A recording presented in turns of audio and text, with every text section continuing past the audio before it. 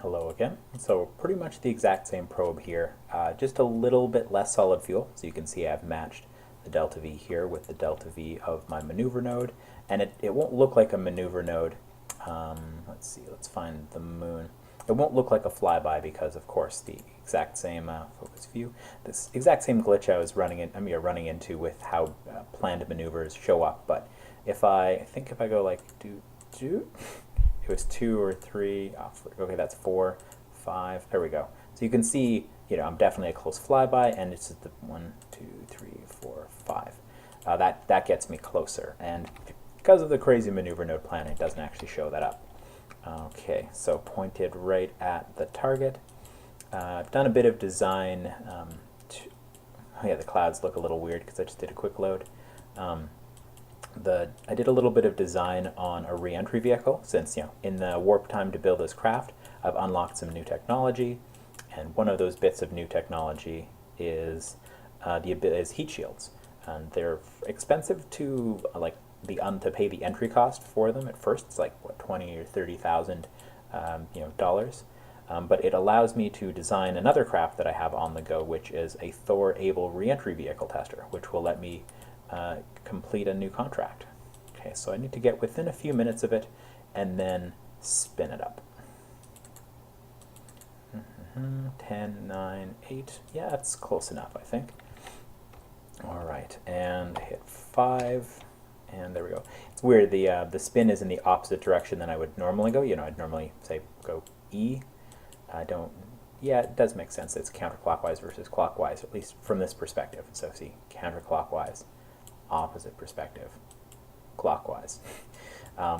Yeah, from this perspective. So hitting Q, looking from this direction, which I currently have to do from how I set up the jets, is creating this counterclockwise rotation. So I'll spend pretty much all the nitrogen I can on this. I think this works in physical time warp. Yep. I think for certain things it causes kind of some bad behavior, but it's fine in this case, I believe. Like if you try to do, say, certain RCS with light physical acceleration. But in this case, I think I'm safe. Yeah, so I've lined up the delta V, so I hope to get a close flyby, possibly an impact, but I'd honestly prefer a close flyby rather than an impact in this case, just because then I can make sure that I get close moon, science from close to the moon. Because the impact would be another contract, but I didn't pick that up because I'm not confident this craft will hit the moon, will impact on it. Okay, I think that's spinning fast enough. Spent enough of my nitrogen. Okay, so let's just pop out of the partial physical time warp and then back up to speed. So by the way you can force that, I've mentioned in other videos, but I don't want to assume everybody's watched every video. Hold Alt and then hit the time warp button, and that lets you bump up physical time warp even when you have the option of regular time warp, which is very useful for for long burns and things like that. Okay, so we are approaching, and yeah, I just posted the series of videos on. You can try to sync these videos up so you know when I make them versus when I post them. But I just posted the series of videos where I was looking in Raider Nix mods. So you can see the historically accurate, really pretty versions of some of the craft that I've decided from right around this era to accomplish the same things I'm doing and what they actually look like versus kind of what I made them look like with procedurals. So you can see his look much prettier. They take more memory, and so that's why I do want to configure them for RP-0. And then I believe I tried to do a flight of the Juno 2 Pioneer something, I believe. And you can see why, hopefully you can see why I did not want to do that specific trajectory. That is a really difficult mission. I think I hit the moon once successfully with that, and I find it to just be a crapshoot. And you just have to wait a little bit to have the technology to do it right, in my opinion. Either do it like this, or do it using kind of solids or another some of your upper stage, which is something we'll be doing later.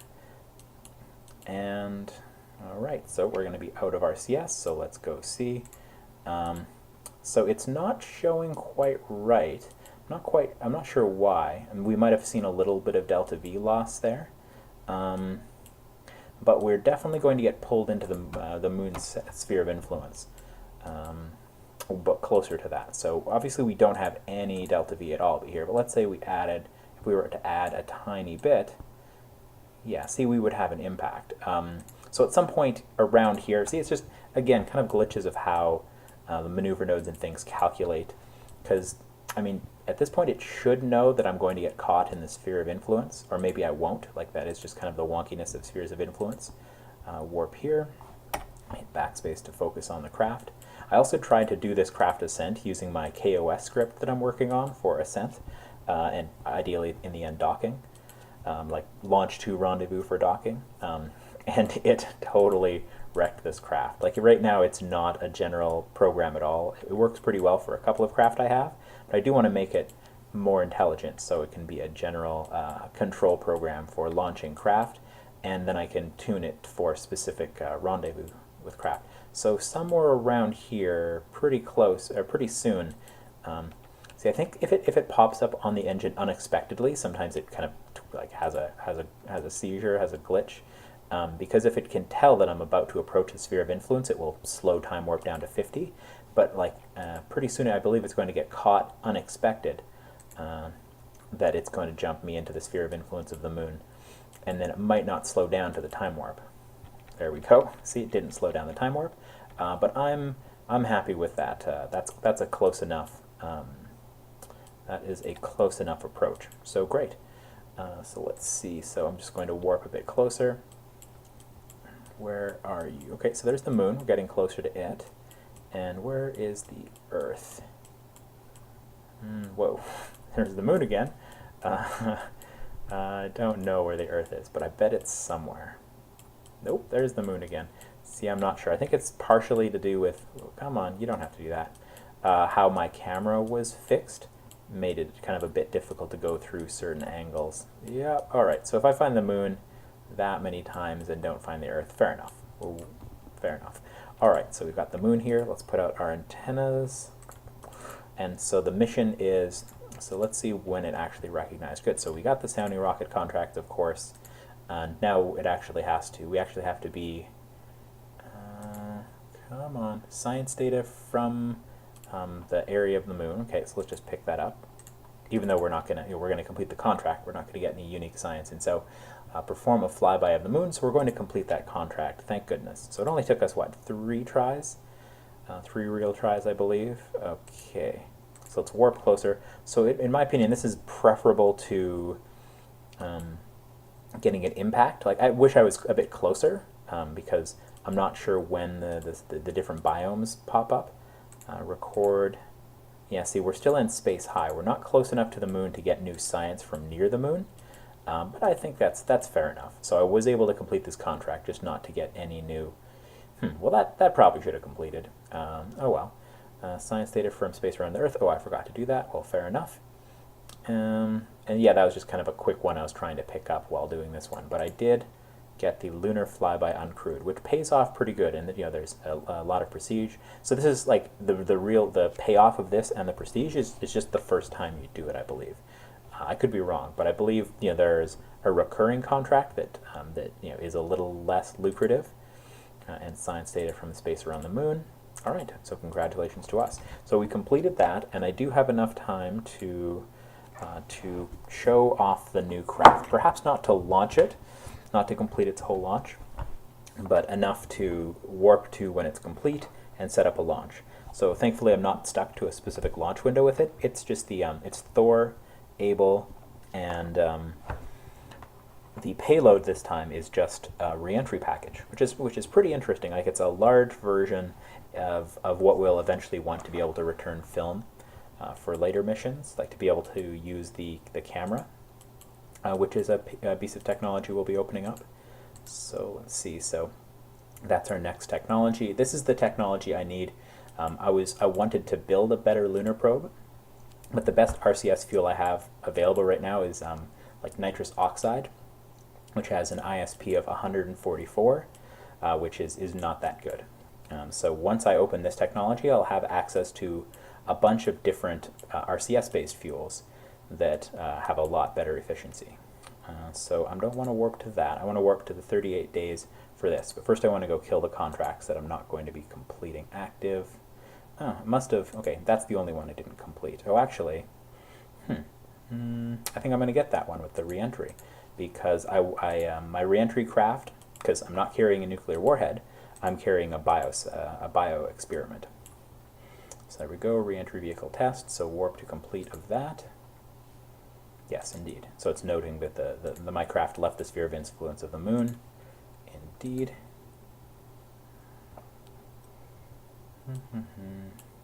All right, roll out, warp to complete, and then I'll just do it during the daytime. Because we're not trying to hit a window for the moon or any other planet or anything like that. So what are we right now? We're at sunset? Looks like it, yeah. So let's warp to next sunrise.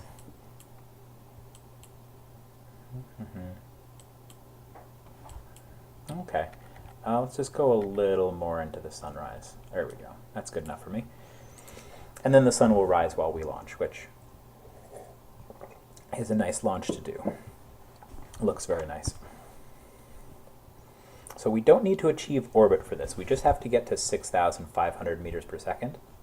And I might just do this as a little longer of a video, where I both complete the mission we just did, as well as actually fly this one. So actually, I don't recall if I've mentioned this in this video yet, but or in one of the just recent videos. But the Thor-Able, the craft we're actually flying here, was flown many times for this actual purpose of testing reentry vehicles. So reentry vehicles, not just for animals like and biotechnology like we're doing here. Like you'd put small animals in this, like turtles, worms, things like that. I believe that's what they would often put in these experiments, and see how various things were affected by a period of microgravity, being in space briefly. It's kind of a precursor to see can biological things survive in space, even just briefly like this. But they were for reentry vehicles, so this is telling me, yes, I could do science with my biosample, but I'm going to hold out till I'm in space. So they're actually reentry vehicles for nuclear warheads. So if you're, when they're building like this, Thor is meant as a medium range or intermediate range ballistic missile, and so it would be tipped with a nuclear warhead, and that nuclear warhead would have to survive reentry, because if you're shooting something using a missile over hundreds or 1,000 kilometers, it's going to come back into the atmosphere moving very fast with more than the maximum speed the rocket achieved on the way up. And so it's going to have to handle some very harsh conditions on the way back down. And so in kind of developing and refining the vehicles, the vessel to keep the nuclear weapon safe during that period of reentry, they launched, they designed a number of variations and refined them by flying them on this actual craft, on the Thor-Able rocket. And so that's how the U.S. got a lot of experience with this particular missile, this particular rocket, and that's also how I'm gaining a lot of experience with it, which is great. Because I've flown this. This is probably the rocket I've flown the most times, I think. Like other than maybe some of the sounding rocket ones, but I'm getting a pretty good amount of experience from these. Like some of the older ones, we did get to 10,000, 10,000 units of data, and therefore maximum reliability. But those only took 4 flights to get to maximum, whereas this one we've flown, this definitely more than 4 times. Because we used it as sounding rockets, we've used it for a number of attempts to hit the moon. I really like how the sun gradually comes up and changes color, and I believe Blackrock says, unless I remember him wrong, saying he does plan to include that for when you're in space. Like right now it's only in this mode when you're close to the ground that the sun will gradually change colors and do that, which is really nice, which is why I like to do these dawn launches. But you don't see that view when you see sunset and sunrise from orbit right now, because it's kind of a different view and rendering mode. But I believe he hopes to be able to do that in a future version of Scatterer. And yeah, I probably mentioned another time, a time or two, but these are the nice, beautiful plumes. Real plumes are being refined by Felger, who manages those. He watches lots and lots of videos of various rockets and their plumes, and does the best with the particle system we have to make it look as nice and realistic as possible. And at some point I might do a video. I'm sure I've seen a couple of videos where you could very clearly see the evolution of the plume as you ascend. And I think I've seen a video or two of an explanation on it, but at some point I might do an explanation as well, because I find it pretty interesting. Okay, so yeah, I don't have to get very high in this case. I'll pitch 1 or 2 degrees up, because I would like to get out into official space. This is just really about speed. And getting out into space will mean I'll be in the the space low biome, and I'll be able to get a bit more science from that biosample. And maybe I'll use a future sounding rocket, when it's not as capable to do that again, to just get the biosample, to send the return capsule. Or did I light it quick enough? So you can do that. You can light it not while the other stage is running, but it's a bit more risky. There are other ways to settle the fuel. I just currently don't use or have them.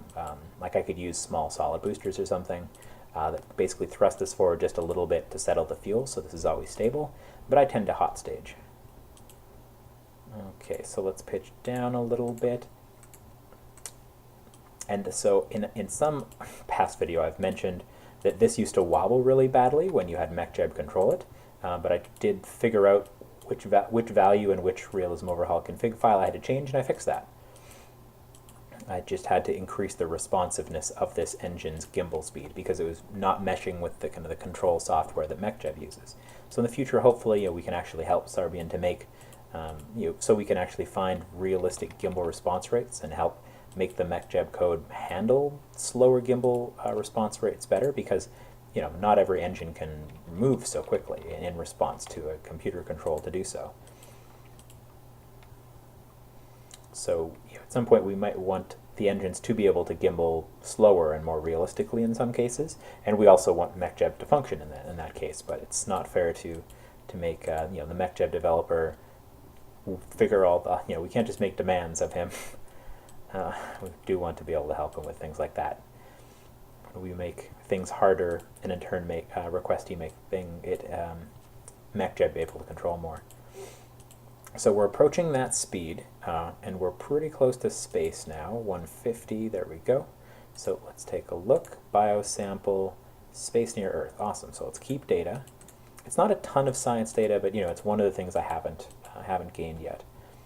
And I'm going to shut off the stage early because I want to crash into the ocean before we get to Africa. And so that will determine when I shut down the stage. So yeah, in the near-term future, once we complete this contract, I'll be looking into are more powerful launch vehicles. So at this point in history, once they had some success with the Thor and the Able upper stage, so this is like a really big and powerful upper stage for the time, even though it may not seem that way if you've studied further history. But the Able stage is a pretty good testing ground. So they built an even larger Able upper stage with the same amount of thrust called Able Star. There we go. Oh, shoot, I got into orbit. That's all right. So I'll have to test out a technology that I didn't want to have to test out on this mission, but that's okay. So let us drop you. I think I can just stage it and it'll pop away. Okay, so I've got a little better RCS on this than I normally have. So I have the nitrous oxide, which I believe, I already mentioned in this video, doesn't have the best, there we go, it doesn't have the best efficiency, but it's good enough for this case. So I've got 2 ports on the forward here, and 4 on the sides to control the position. And so in the VAB, so I looked up in the display for when I set these, I put attitude jets on, I went in to the real fuels dialog and selected their fuel, and so you can see I got this efficiency here. So I looked at the mass of my craft when it was empty and when it was full, and so the difference there, so full was what, 0.339 tons, dry was 0.307, and so I just threw that into an Excel sheet. Come on. Ooh, actually, darn, I don't want to be this way. Because I pointed these that way, if I fire those thrusters, it's going to actually put me into a higher orbit. So I need to fire those thrusters retrograde, the opposite of my direction of travel, in order to pull me out of orbit. I think I might actually leave that to the next video, but I'll finish this explanation of how I figured out how much delta V this thing has. So, I found the full mass and dry mass just in the VAB. So, I always report this in here because I also have this display in the VAB, so I can just note down that number. And then I drained the tank, took down the number, had it full, noted down the number. And so if you take the logarithm, so just in an Excel sheet, the ln, and then in brackets the full mass over the dry mass, multiply it by g, about 9.81. Don't worry about the units in this case, and then times by the ISP, so in this case it's 144.4, you get a measure of your delta V in meters per second, because everything else in there is in SI or unitless functions. So that gives me about 140 meters per second of delta V, which is enough to deorbit my craft, which is, in this case, what I want it to be able to do. So hopefully I set these up right. No, I didn't. Oh well. So this craft is actually going to end up stranded in orbit. Oh well. Yeah, I suppose I'll just have to live with that. So I'll build another one, but if you take a look at these, so these RCS ports have that efficiency, and these ones have a lower efficiency. So that, to me, implies they're using different fuels. And so whatever fuel these are set up for still, judging by the extremely low ISP, I'm guessing nitrogen, it can't deorbit. So I could try to do something. Scott Manley did it in a previous video as well, I think. So basically, if I get these ports, so one of these ports can be retrograde, and you see when I'm thrusting, these numbers are changing just because they're off center.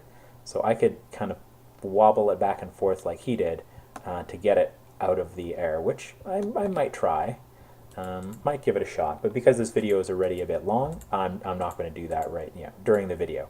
I might cut back and show this descent, but probably just going to give this as basically abandoned in orbit. Technically it would decay because it's below 150, so let's try wobbling it. Oh no, I gotta let it go more the other way.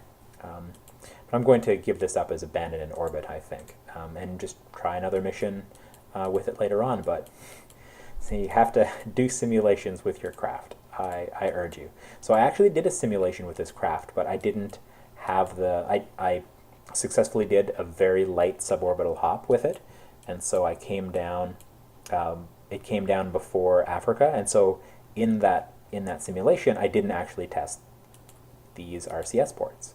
So you want to test every system you can as close to the environment that you're actually going to use it in as you can.